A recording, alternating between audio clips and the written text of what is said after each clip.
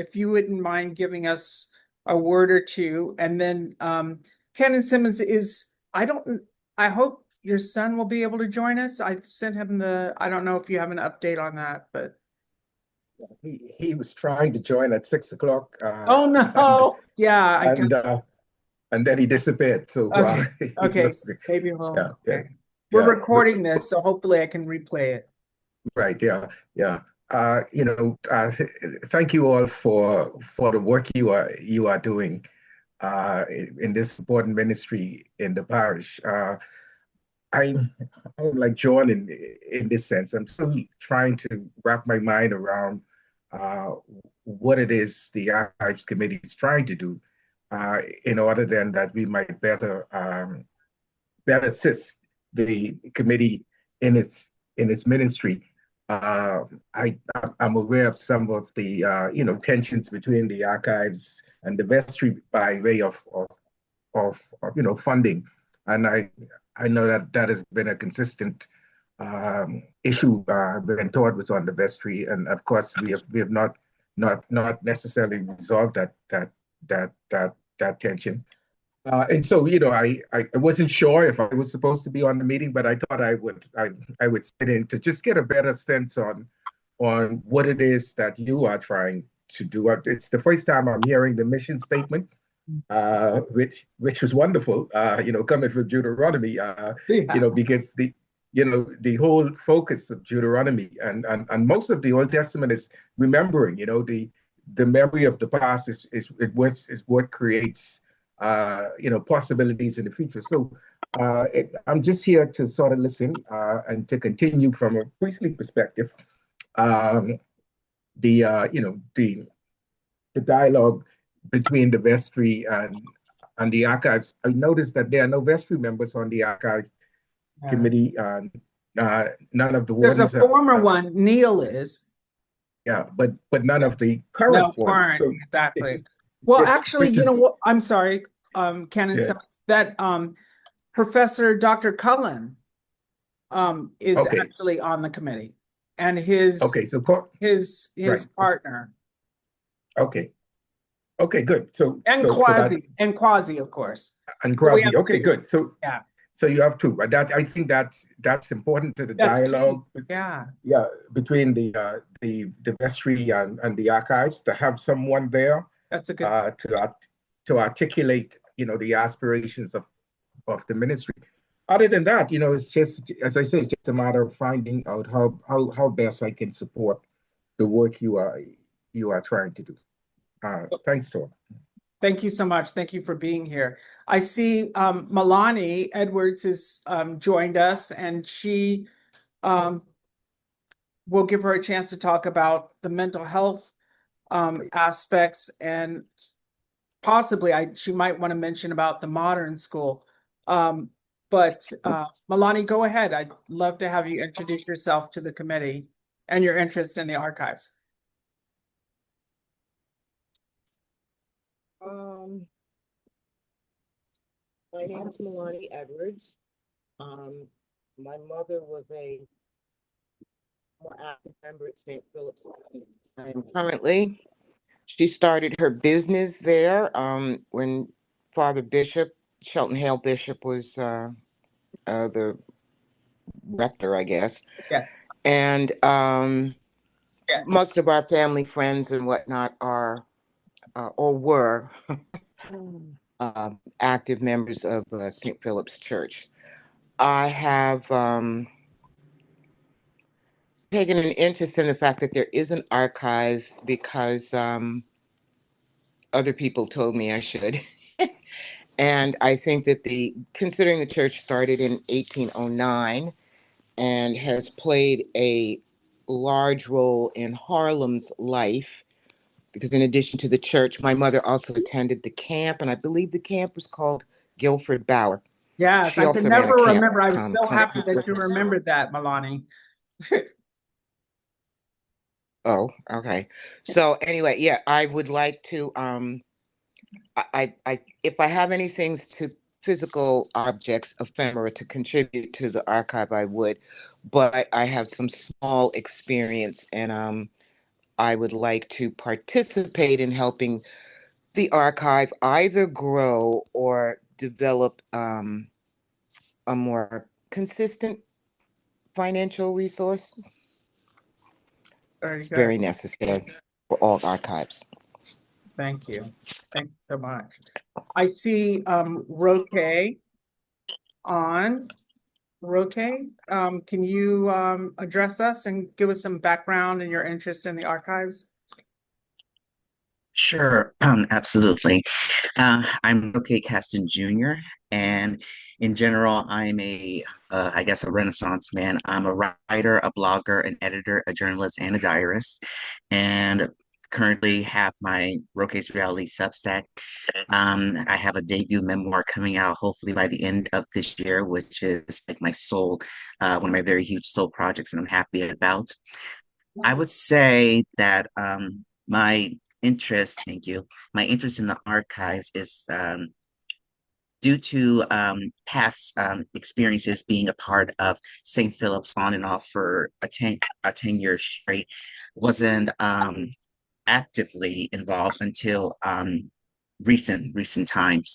And when I was informed about the archive, I developed a general interest because I'm a lover of history and I'm a lover of things staying alive. And now knowing that we want to keep the archives alive because it's like what over 200 years of history enclosed in it. I make it an obligation with my editing and journalism skills to keep it alive and also to put all the pieces together, whether it's the information that we have right now or any lost files we can find them, or just bringing it into the digital era. That is a primary goal of mine to keep everything alive. Very good. Thank you. Is there anyone else that wants to speak? Milani, you just spoke. Did you have anything you wanted to add, or Dr. Singler? I actually haven't introduced myself yet, Todd. Sorry, I'm here off camera. I know this you all hear me? voice. I'm like, who is this? It's me, it's Christine. Oh, hi, Christine. Good. Thank you. Thank you. Hi. So sorry I'm off camera right now. I No, had that's to fine. pop into a restaurant, so I was on my way home from work. But Thank you for joining us. yes, of course, Christine Harding. I'm a recent member of St. Philip's. I actually joined a couple of months ago. If you see Connor, you typically see me next to him. He's my Yeah. friend. Yeah. He introduced me to the St. Philip's community.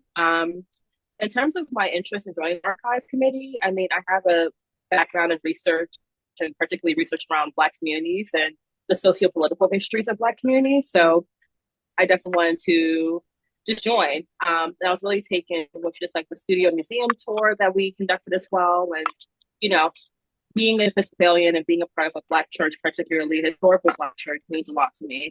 So whatever I can contribute in terms of expertise with research or just archival history, I would be happy to do so. So yeah, so sorry I'm off camera, but I'm definitely here listening and being attentive. Yay. Thank you so much, Christine. And Christine, it's Harding, right? Yes, Christine Harding. And Connor said he's so sorry he can't be here. He's currently grading right now because they're ending off the semester. So he sends his regards. Okay. Yeah. Very good. Thank you so much. Thank you. Is there anyone else that might be off camera that would like to contribute and tell us a little bit about yourself?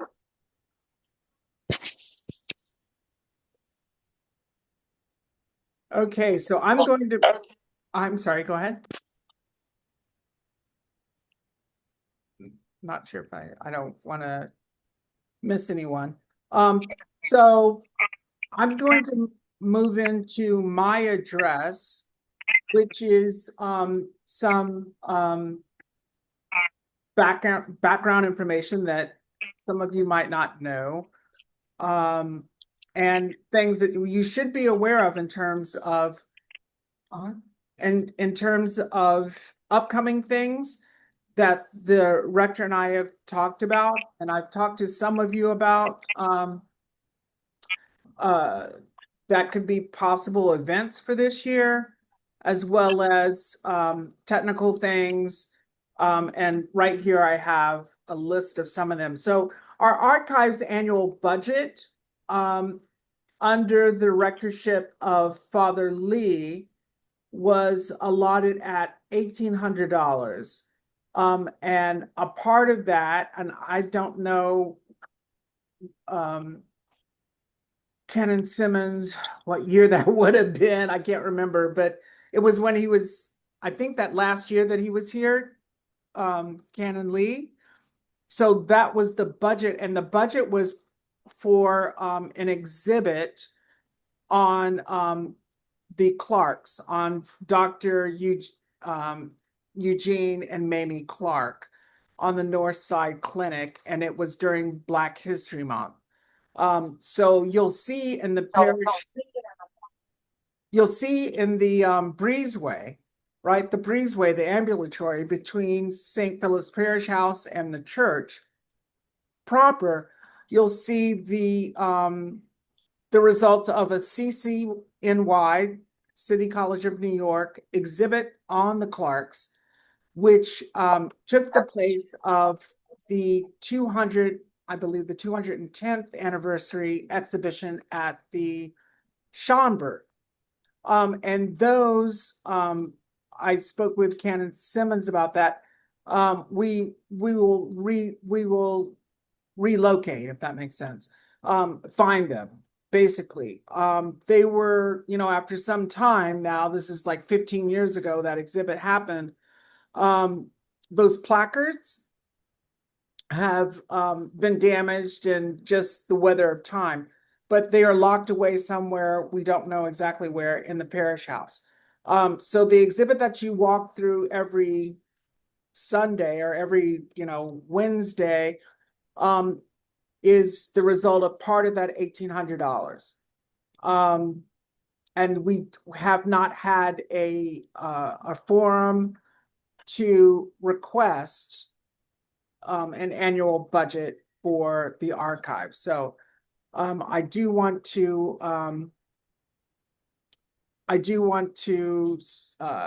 point that out. I need to ask Jose how we can extend this Zoom. Jose, sorry. I don't know if you can do this. Yeah. But if you just indulge me for just a moment, it looks like the Zoom timing.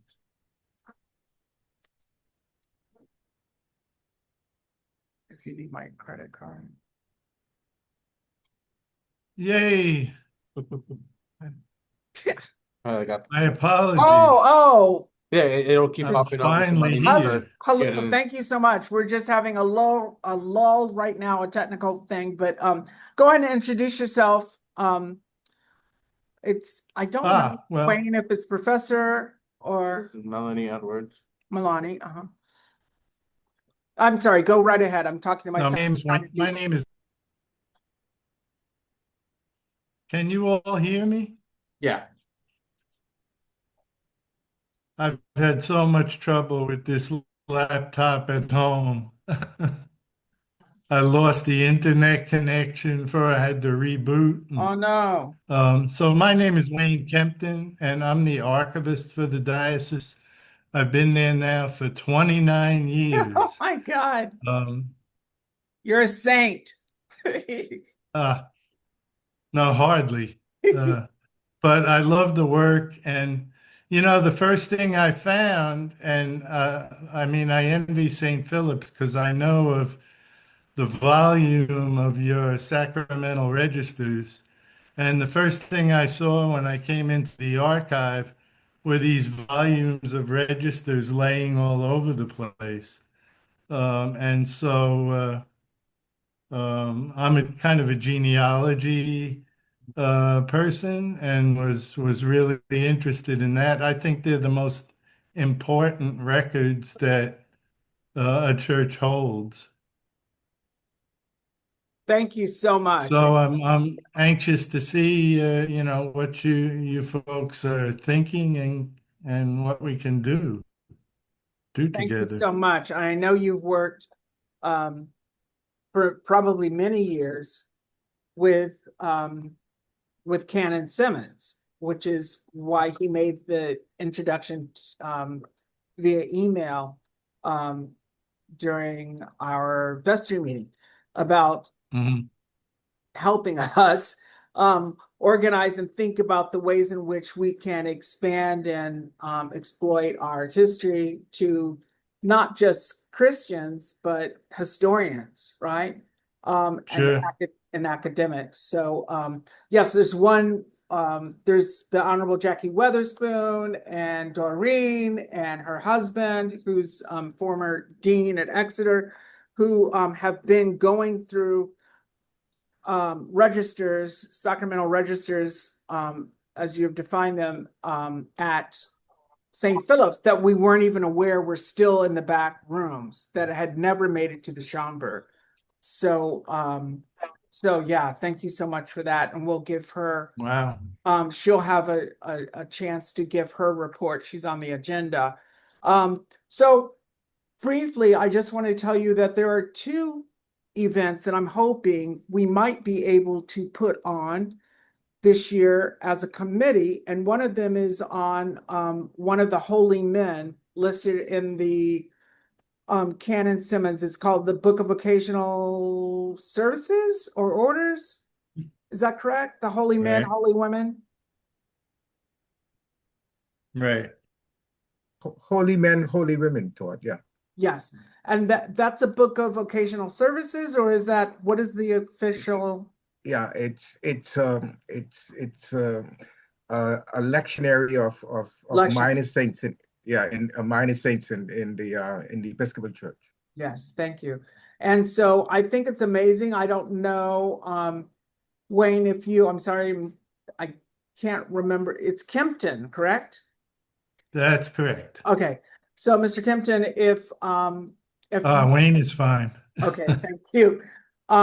If you know approximately or off the top of your head, how many parishes actually have more than one minor saint associated with their parish, because St. Philip's actually has two, Thurgood Marshall, and we also have Harry T. Burley. I'm afraid I don't know individually by parish. I imagine, frankly, that many parishes don't or are unaware of theirs.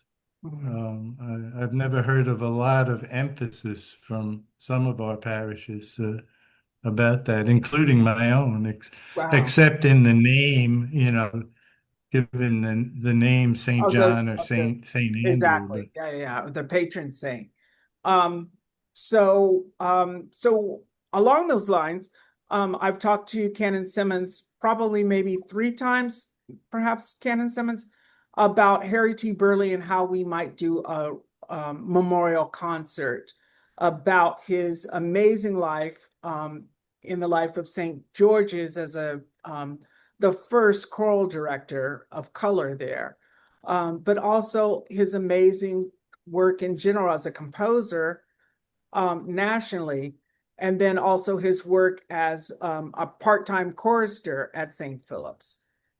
So I would love for us sometime, and as Canon Simmons says, we can't, I don't know what you call it. We can't, what is the word, Canon Simmons? We can't have a service on a Sunday because what day is that? Is that that's not All Saints. What commemoration is the day that his saint's day falls on?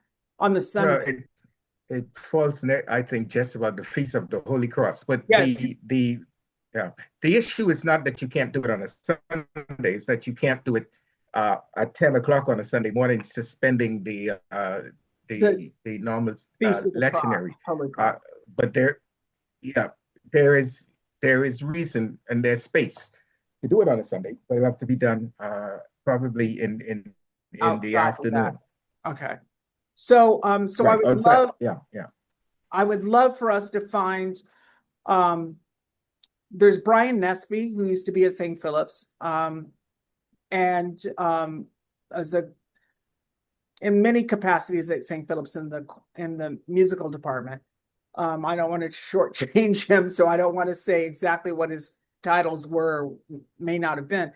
But he is very interested in mounting a concert in memory of Harry T. Burley, and had a budget. And I think the budget was, if Canon Simmons remembers, is between $1,500 and $2,000. So I'm thinking of two events that might happen this year, might be able to happen this year, and that is the Harry T. Burley concert. And then also, Harry T. Burley. yeah, Harry T. Burley. Okay. And then also Reverend Henman, who was he was more than a curate, he was an associate priest at St. Philip's, and probably his, I hate to say it, claim to fame, but his amazing ministerial work as an Episcopal priest was with Planned Parenthood. And Canon Simmons has put up, along with the vestry, a plaque dedicated to a portrait, and a plaque, small plaque, dedicated to his memory. And that has been hung, but I would love to see the Archives Committee somehow just host his wife and